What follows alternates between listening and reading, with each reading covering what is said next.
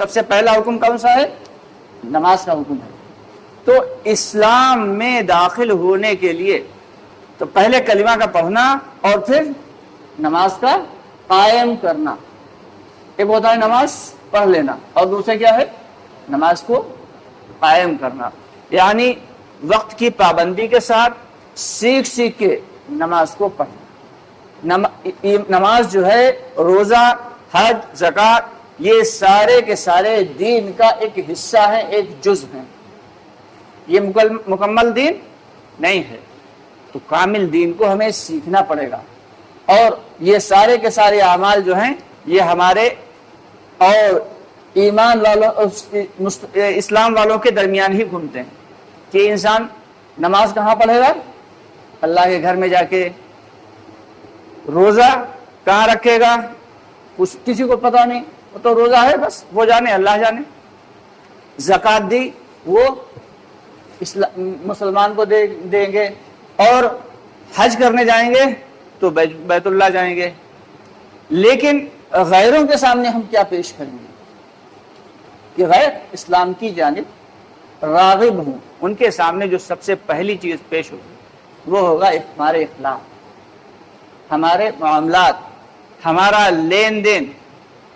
غیر جو ہے وہ اس سے متاثر ہوں کہ اگر ہمارے اخلاق اچھے نہیں ہیں، ہم ہر ایک سے ترش روئی سے بات کرتے ہیں، تو ہم اپنوں کو بھی دور ہٹا دیں گے، اور اگر ہم خوش دلی سے بات کریں گے، پیار سے، محبت سے ہر ایک سے بات کریں گے، غیروں کے ساتھ بھی اچھا سلوک کریں گے، تو غیر بھی اپنے بنتے چلے جائیں۔ غیروں کو اپنا بنانے کے لیے کیا ہے؟ اللہ نے جو اخلاق دیے ہیں، اخلاق کا ہونا یہ ہر کہ آپ صلی اللہ علیہ وسلم، ہم سب کے آقائے نامدار محمد مصطفیٰ صلی اللہ علیہ وسلم نے جب دین کے لیے جد و جہد کی، محنت کی، کوشش کی، اور ظلم و ستم کے پہاڑ توڑ دیے گئے، ظلم و ستم کے پہاڑ توڑ دیے گئے۔ خود فرماتے ہیں آپ صلی اللہ علیہ وسلم کہ دین کے لیے مجھے جتنا ستایا گیا اتنا کسی نبی کو ستایا نہیں گیا، کسی نبی کو نہیں ستایا گیا۔ جبکہ ستایا کیسے گیا؟ کہ کسی نبی کو آرے سے چیر دیا گیا۔ کسی نبی کے ساتھ کیا ہوا کہ ان کی قوم والوں نے کنگھی کو گرم کر کے، لوہے کی کنگھی کو گرم کر کے ان کے گوشت کو کھینچ دیا۔ حضرت نوح علیہ السلام کے بارے میں آتا ہے کہ 950 برس لگاتار دعوت دی، اور جب دعوت کے لیے آتے لوگوں کو بھلائی کی باتیں سکھاتے کہ کلمہ پڑھ لو، اللہ کے حکموں کو پورا کر لو، کامیاب ہو جاؤ گے، تو انہی کے قوم والے ان کو اتنے پتھر مارتے کہ پتھروں کے درمیان پورے کے پورے ڈھک جاتے، چھپ جاتے۔ اللہ کے حکم سے حضرت جبریل علیہ السلام تشریف لاتے، پتھروں کو ہٹاتے اور نوح علیہ السلام کو نکالتے، ان کے زخموں پہ اپنے پروں کو ملتے، جس کی برکت سے اللہ تعالیٰ نوح علیہ السلام کو صحیح کر دیتے۔ اب نوح علیہ السلام پوچھتے ہیں جبریل اب کیا کرنا ہے؟ کہا تمہارا تو وہی کام ہے جس کے لیے بھیجے گئے۔ اگلے دن پھر دعوت دیتے، لوگ پھر جو ہے نوح علیہ السلام پہ پتھر اتنے زیادہ برساتے کہ پورے کے پورے ڈھک جاتے۔ یہ سلسلہ کتنے دن چلا؟ 10-15 دن، مہینہ بھر، 2 مہینے، 950 برس تک یہ حالات چلتے تھے۔ اندازہ لگائیں صبر و استقلال کا کیا معاملہ ہوگا۔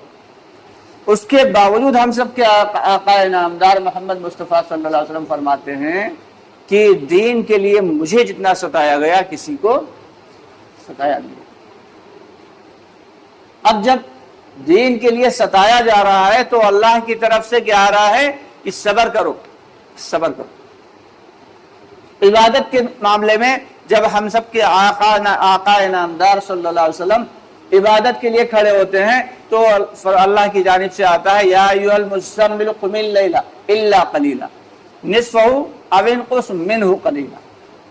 یہ جب کھڑے ہوتے تو اللہ کی طرف سے آتا کہ بھائی اب اتنی زیادہ بھی نہ عبادت کرو کہ ساری رات کھڑے رہو، لیکن اللہ کو اپنے محبوب سے محبت کتنی ہے کہ چاہتا بھی ہے اللہ کی کھڑے بھی رہیں رات میں، تو کہتے ہیں اچھا آدھی رات کھڑے رہو، یا آدھی سے تھوڑا کم کر لو، یا آدھی سے تھوڑی زیادہ کر لو۔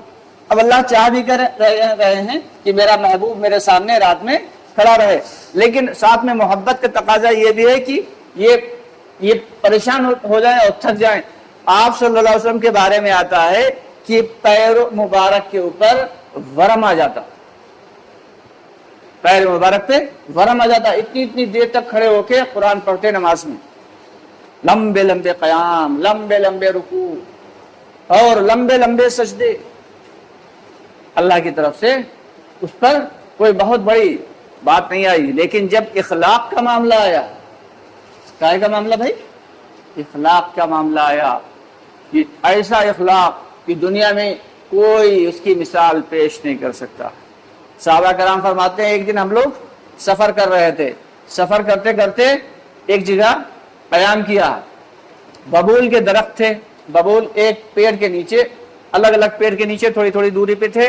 صحابہ کرام جو تھے قیام پذیر ہو گئے، تھوڑا آرام کر لیا جائے۔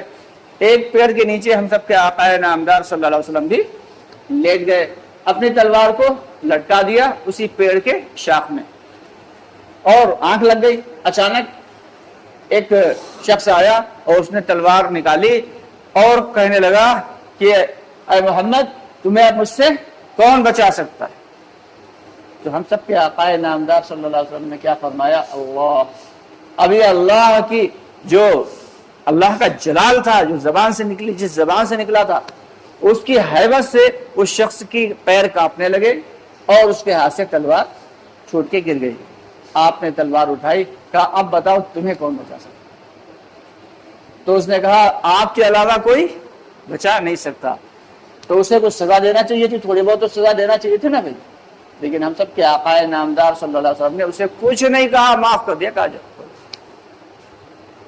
اتنے اعلیٰ اور ایسے اونچے اخلاق اور ایسے قصے آئے ہیں ہم سب کے آقا نامدار صلی اللہ علیہ وسلم کے اخلاق کے معاملے میں، کہ جب اخلاق کا معاملہ آیا تو اللہ کی طرف سے کیا آیا کہ ماشاءاللہ بہت اچھے، بہت اچھے۔ اللہ کی جانب سے آیا کہ بہت اچھے، مطلب اس میں کمی نہ کرنا، شاباش، بہت اچھے۔